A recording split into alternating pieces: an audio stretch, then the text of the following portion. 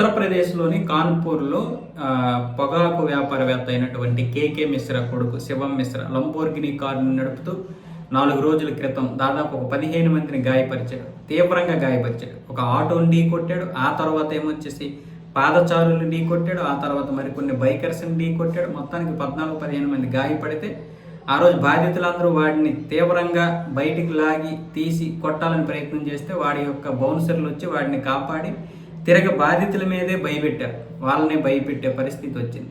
తర్వాత 4 రోజులకి ఇప్పటి వరకు పోలీసుల మీద తీవ్రంగా ఒత్తిడి వస్తే ఆ సీసీ కెమెరా ఫుటేజ్ అదంతా చూసిన తర్వాత పోలీసులు వాడిని అరెస్ట్ చేశారు. అయితే ఇక్కడ కార్ డ్రైవింగ్ నడిపింది అతను కాదు నేను అంటూ మోహన్ అనేవాడు ఒకడు వచ్చాడు, అంటే వాళ్ళ ఇలాకాలోనే. వాడు వచ్చి ఆ రోజు శివం మిశ్రా డ్రైవింగ్ చేస్తూ మోర్చపోతే నేనే అతన్ని ఒక చేతితో పట్టుకొని డ్రైవింగ్ చేశాను. ఆ డ్రైవింగ్ చేసినప్పుడే నాకు కొంచెం ఆ వీలు కాక ఆ విధంగా డాష్ ఇచ్చేసాను, అందరినీ అలా గుద్దించుకుంటూ వెళ్ళిపోయాను అన్న విధంగా మాట్లాడాడు. కానీ పోలీసులు ఏమొచ్చేసి ఆ ఫుటేజ్ చూసి అతను కాదు అని నిర్ధారించడంతో మిశ్రానే అరెస్ట్ చేశారు, శివం మిశ్రా.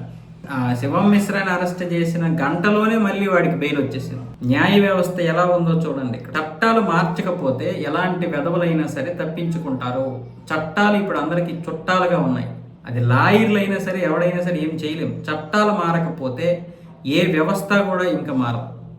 వీడిని అరెస్ట్ చేయడానికి ఎంత సమయం పట్టింది? అరెస్ట్ చేసిన గంటలోనే మళ్ళీ వీడు బయటకు వచ్చేసాడు. ఇంకా బయట ఏం భయపడతారు పెద్ద పెద్దలందరూ కలిసి? చట్టాలు మారాలి, చట్టాన్ని మార్చాలి.